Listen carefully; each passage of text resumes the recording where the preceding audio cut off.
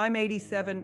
I was the first black teacher in an all-white school. I am 87 years old. My name is Miss Dorothy Mae Williams, and I need to tell you about the day I walked into Jefferson Elementary School in September 1962 and became the first black teacher in the history of Millfield, Georgia. I was 25 years old, fresh out of Spelman College, and I thought I was ready for anything. I was wrong. Nothing could have prepared me for the silence that fell over that school when I walked through those doors. Nothing could have prepared me for the stares, the whispers, the phone calls to the school board demanding my removal. Nothing could have prepared me for the children who'd been taught to fear me before they ever met me. But I stayed. For 28 years, I stayed. And today, I want to tell you why that was the most important decision I ever made. Not just for me, but for every child who learned that education has no color, and every teacher who came after me.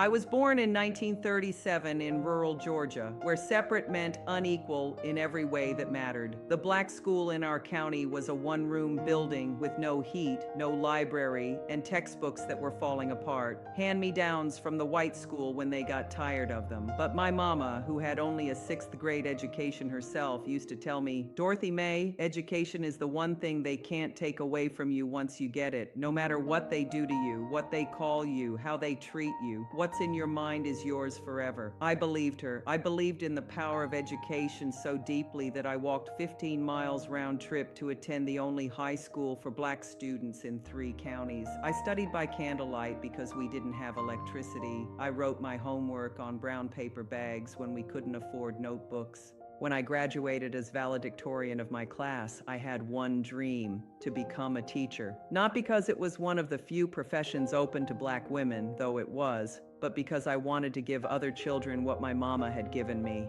the belief that their minds were powerful, their futures were possible, and their worth was immeasurable. I received a scholarship to Spelman College in Atlanta, where for 4 years I lived in a world I'd never imagined. A world where black excellence wasn't just possible, it was expected.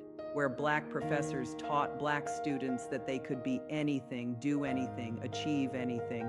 But I always knew I'd come back to Georgia. I knew I'd teach in the schools that needed me most. What I didn't know was that the Supreme Court decision in Brown versus Board of Education would change everything about where and how I could serve. In 1962, 8 years after Brown versus Board, many Southern school districts were still fighting integration. But the federal government was increasing pressure, and Millfield County received an ultimatum: integrate your faculty or lose your federal funding. The school board's solution was minimal compliance. Hire one black teacher, assign her to one school, and hope the problem would go away. That one teacher was me. I'll never forget the day I got the call from Superintendent Morrison. "Miss Williams," he said, "the school board has decided to offer you a position at Jefferson Elementary. You'd be teaching 3rd grade. The salary is the same as our white teachers, $3,200 a year." I should have been excited. Equal pay was almost unheard of for black teachers in Georgia, but there was something in his voice, a coldness that made me ask, "Mr. Morrison, why are you offering me this position?" He was quiet for a long moment. Then he said, "Because the federal government is making us. I want you to understand that this is not personal. This is compliance." Compliance. That's what I was to them. Not a teacher, not an educator, not a woman with dreams and qualifications and a calling to serve children. I was compliance, but I took the job anyway, because sometimes compliance is how change begins. My first day at Jefferson Elementary was September 4th, 1962. I'll never forget walking up those steps, past the crowd of parents who'd gathered to watch the integration experiment. Some were curious, some were angry, some were holding signs that I won't repeat to you. I wore my best dress, navy blue with white trim, proper but not fancy, and carried myself the way my mama had taught me: head high, shoulders back, purpose in my step. "They can question your right to be there," she'd always said, "but don't let them question your worthiness." Principal Henderson met me at the door. He was a tall, thin man in his 50s who looked like he'd rather be anywhere else on earth. "Miss Williams," he said without offering his hand, "let me show you to your classroom." We walked down the hall, and I could feel every eye on me. Teachers stepped out of their classrooms to watch us pass. Some smiled politely, most didn't. The silence was so thick you could cut it with a knife. My classroom was at the end of the hall, as far from the other third-grade classes as possible. It was smaller than the others, with older desks and no bulletin boards on the walls. The message was clear: you're here, but you're not welcome. But it was mine. The first classroom that belonged to a black teacher in this school's history. Principal Henderson handed me a class roster. 22 students, he said. All white, of course. Their parents have been informed about the situation. Informed about the situation, as if I was a situation to be managed, not a teacher to be welcomed. Miss Williams, he continued, I need you to understand something. Any problems, any complaints from parents, any disruptions, anything that suggests this arrangement isn't working, and this experiment ends. Do you understand? I understood perfectly. I was on trial, not just as a teacher, but as a representative of my entire race. One mistake, one incident, one unhappy parent could undo not just my career, but any chance of integration in Millfield County. No pressure at all. When the children arrived that first morning, their faces told the whole story. Some looked curious but cautious, others looked frightened, a few looked defiant, the way children look when they've been told things at home that they're trying to make sense of. I stood at my classroom door and greeted each child by name as they entered. Good morning, Susan. Welcome to third grade. Good morning, Bobby. I'm Miss Williams, and I'm excited to be your teacher this year. Some children responded politely. Others said nothing. One little boy named Tommy looked up at me and said, My daddy says you don't belong here. The whole class went silent. 22 pairs of eyes stared at me, waiting to see what I would do. I knelt down to Tommy's eye level and said, Tommy, your daddy is entitled to his opinion, but in this classroom, what matters is not where we come from, but where we're going together. And this year we're going to learn wonderful things. Tommy stared at me for a moment, then nodded and took his seat. That was my first test and I passed it, but there would be many more.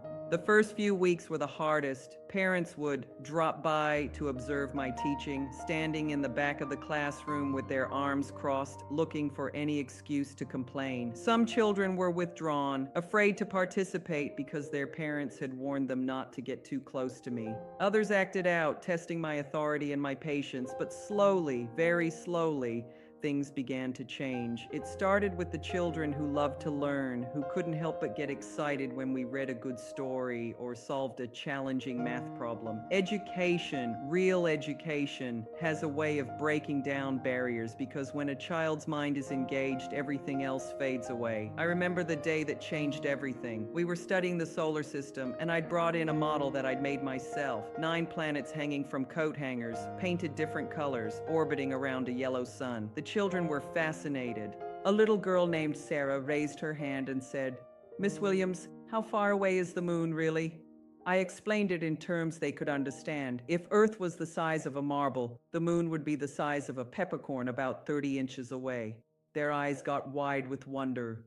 Could we really go there someday? Asked Michael. Well, I said, President Kennedy thinks we can. He says we're going to put a man on the moon before this decade is over. Tommy, the same boy who'd questioned my belonging on the first day, shot his hand up. Miss Williams, if we go to the moon, will there be black people and white people together? The room went silent. This was 1962. Space travel was science fiction to these children, but racial integration was their daily reality. I thought for a moment, then said, Tommy, I don't know who will go to the moon, but I hope that when they do, they'll choose the best people for the job, regardless of what they look like. Just like how we choose the best student for line leader or the best reader to read aloud based on ability, not appearance. A little girl named Linda said, That makes sense. The moon doesn't care what color you are. No, I said, it doesn't. And neither does math or reading or science or any of the wonderful things we're learning together. From that day forward, something shifted. The children stopped seeing me as different and started seeing me as their teacher. They brought me drawings. They stayed after class to ask questions. They began to trust me with their hopes and fears and dreams. But success with the children didn't translate to acceptance from the community. Parent conferences were tense affairs where I was questioned not just about academic progress, but about my methods and influences. Some parents refused to meet with me at all, insisting on speaking only with Principal Henderson. Other teachers remained distant. I ate lunch alone for the entire first year. I was never invited to faculty meetings held outside of school. When the other third grade teachers planned field trips together, they forgot to include my class. The isolation was profound and painful, but I had my students, and they were thriving. By Christmas of that first year, my class was performing at or above grade level in every subject. Several students who had been struggling academically were flourishing under my attention and encouragement. Parents began to notice. Mrs. Patterson, whose son David had been a reluctant reader, stopped me in the hallway one day. "Miss Williams," she said quietly, "I want to thank you. David loves reading now. He comes home excited about the books you've shared with him. I don't know what you did, but thank you." It was the first positive feedback I'd received from a parent all year. I treasured those words like gold. Spring brought new challenges. As the school year progressed and it became clear that I would be returning for a second year, some community members organized more formal opposition. A group called the Parents for Educational Standards was formed, ostensibly to maintain academic excellence, but really to find ways to remove me from the school. They complained about everything. My teaching methods were too progressive, my bulletin boards were inappropriate, my interactions with children were suspicious. They demanded classroom observations, questioned my qualifications, and petitioned the school board for my removal. But they couldn't argue with results. My students were learning. Test scores were high. Reading levels were improving. Even the most reluctant parents had to admit that academically, their children were succeeding. The real breakthrough came in my second year when I had a student named Jennifer Moore. Jennifer was the daughter of the most vocal opponent of integration in the county. Her father, Robert Moore, had spoken at every school board meeting for 2 years, demanding my removal. Jennifer was a bright child, but deeply troubled. She was angry, defiant, and struggled to connect with her peers. She came to me already convinced that I was the enemy. For months we battled. She disrupted lessons, refused to participate in activities, and challenged my authority daily. I could have suspended her, could have made her someone else's problem. Instead, I tried to understand what was driving her behavior. Gradually, I realized that Jennifer was trapped between two worlds: the hatred she was hearing at home and the reality of who I was in the classroom. She was struggling to reconcile what her parents told her about Black people with the teacher who was patient, kind, and committed to her education. The turning point came when Jennifer's grandmother died. She'd been very close to her grandmother, who had been the one source of unconditional love in her life.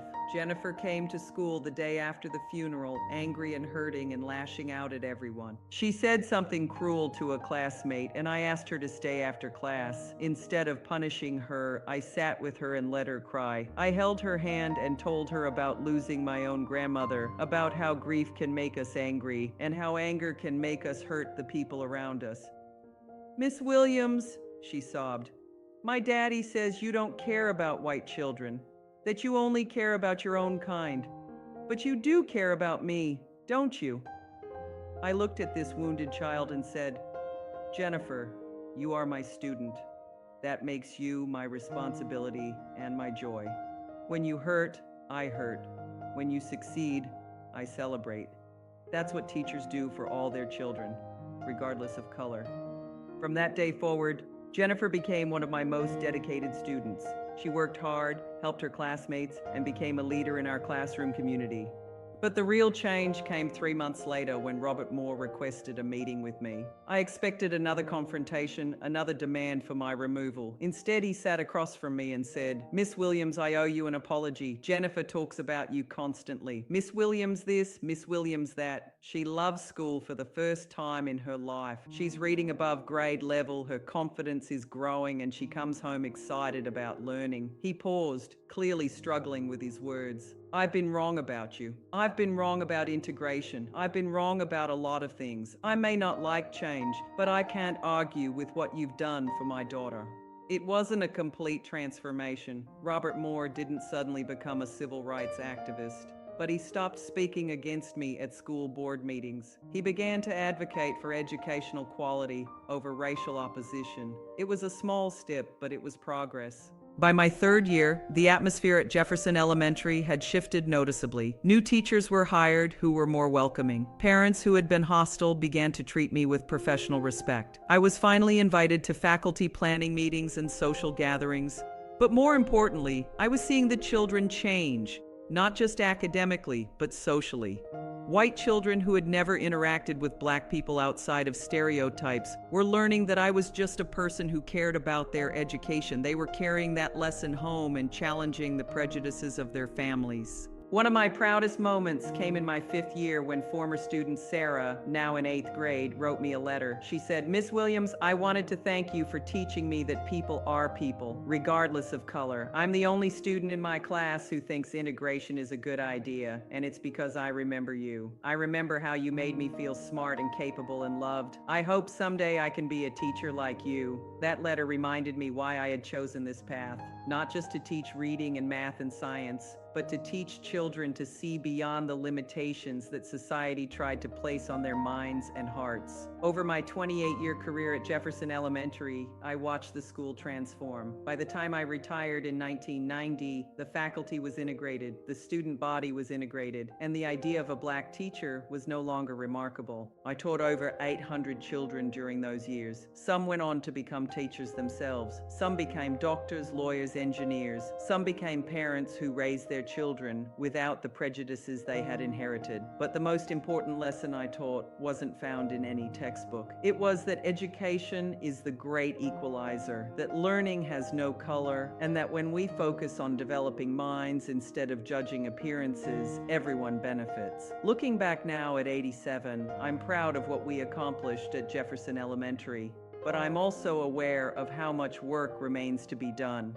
Schools are more integrated than they were in 1962, but true educational equality still eludes us in many communities.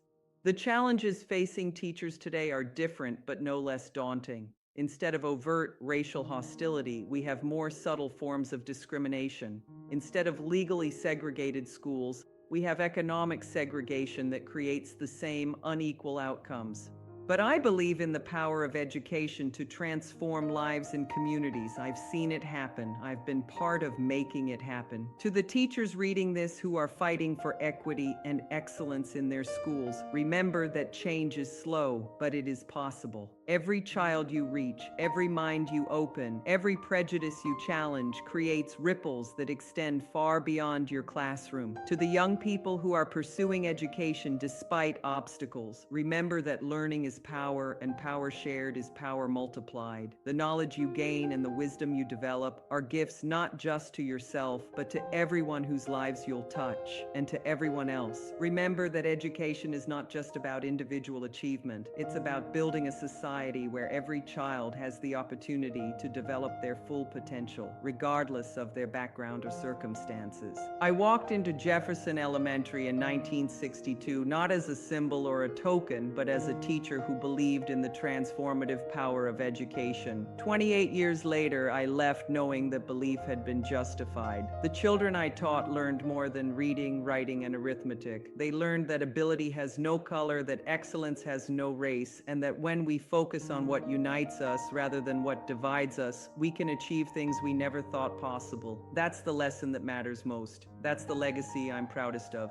That's the story that needed to be told.